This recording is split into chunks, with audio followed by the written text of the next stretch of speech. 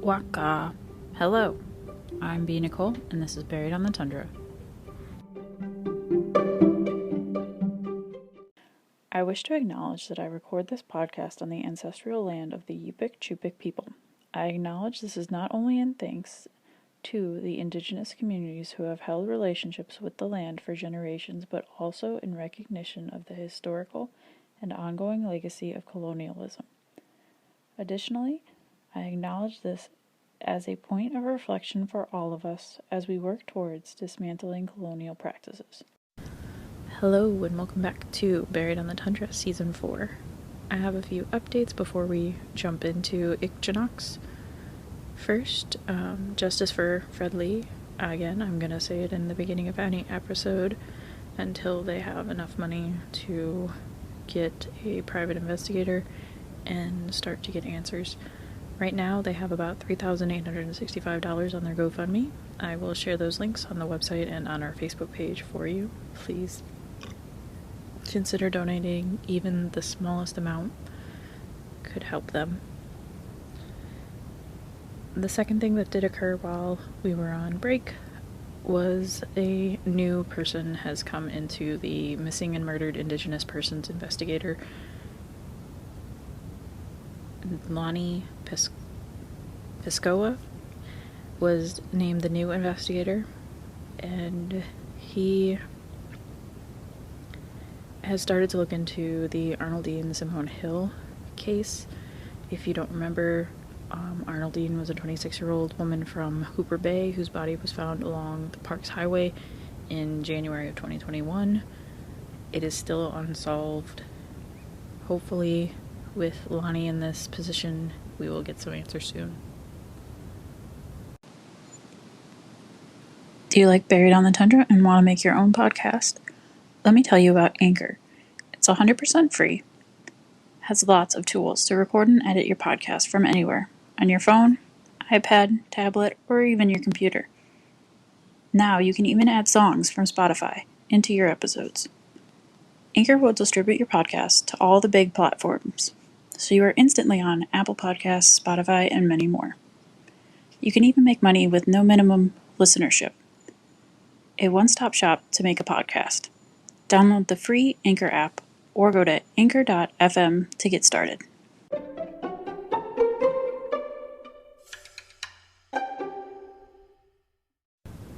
So today's episode is Ircenrrat's Little People. At least that's as good as I can pronounce it with my Cossack tongue. I would like to give a huge amount of credit to UAF's book titled Ircenrrat Other Than Human Persons. It's by Alice Reardon, Mary Mead, Mark John, and Anne Fenip-Royan.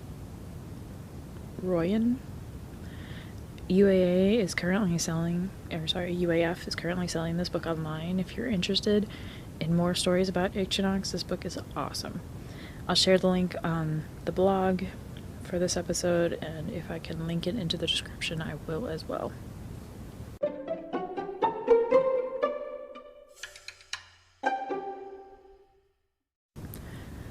Ircenrrat are commonly called the Little People, which, as a Cossack, brings up imagery of leprechauns or fairies. But in the Yupik folklore, the Little People are about 2 to 3 feet tall, and they could possibly glow.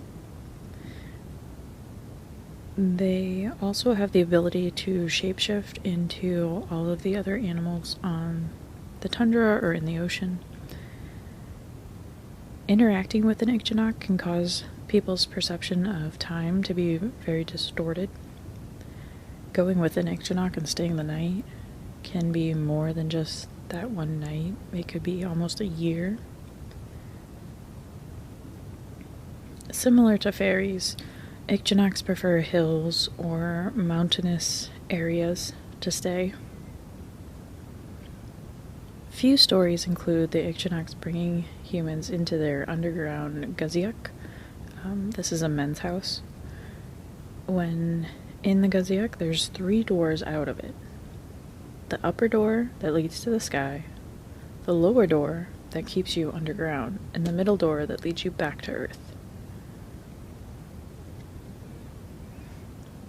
Ichneuks have rules and respect that have to be paid to them by the humans who share their land. Also, if you take a tool or a piece of clothes from the Ichneuks, it can bring you good luck. The little people also can tell the future of deaths and disasters, and it is said if you hear stomping of the little people, it's a sign that someone is about to die.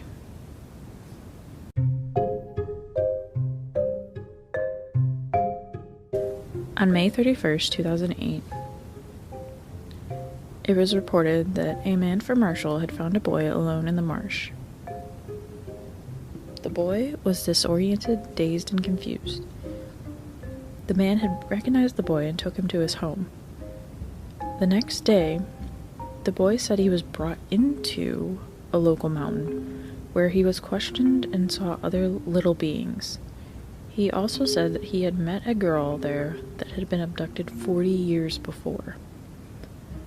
The Ichneuks released him after that, and shortly afterwards, the man from Marshall found him.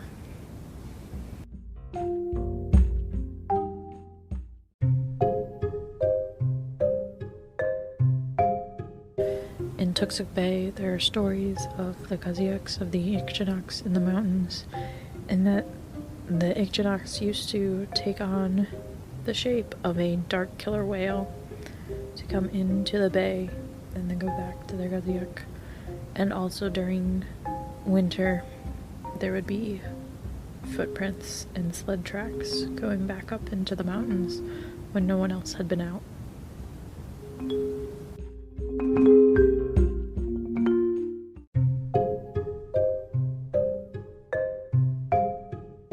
Let me read to you one of the stories from the book Ichneuks. The story is called A Boy Who Had a Parka Made of Different Bird Skins. It is told by Elsie Tommy of Anchorage on February 10th, 2010. There was also a boy who had a parka made of different types of bird skins. He had a parka made of long-tailed duck skins, common scooter skins, greater scaup skins. While he was shooting arrows behind his home, up behind their place inland, just shooting arrows and hunting small birds, he came upon two men. He didn't recognize these two men. One took him by the shoulder and said, "I'm going to undress you. Put down your weapons, your bow." Then he sat him down. Then he removed his garment, and the other watched.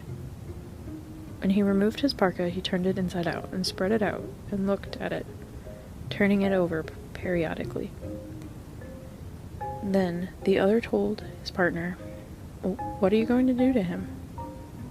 His partner said to him, "You will see that he has too many relatives. It's not good for us to bring him home with us." He told him that he wasn't good to bring home with them. If his relatives search for him, we will be in trouble. His parka with the different types of bird skins, the Ichneuks considered them to represent his relatives. After turning his parka inside out and putting it on, the other told him to leave to wherever he wanted. Evidently, he would become a good hunter. Fur animals were readily available to him out in the wilderness. They say they would refer to him as a person who was good at catching animals.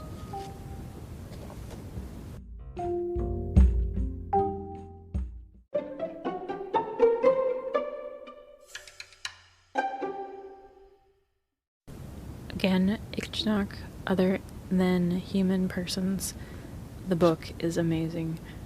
It is in both English and Yukon in parts of it, especially the storytelling parts.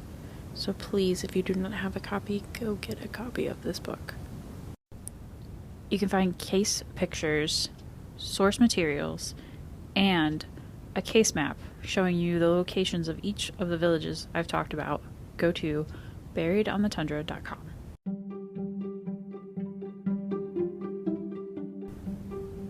You can follow me on Facebook at Buried on the Tundra. You can also follow me on Instagram at Buried on the Tundra Podcast. Like, subscribe, review the podcast on whatever platform you're using. Next week, we're going to look at the death of Maria White. If you'd like to suggest a case, please send an email to buriedonthetundra@gmail.com. Warmest wishes from the coldest state.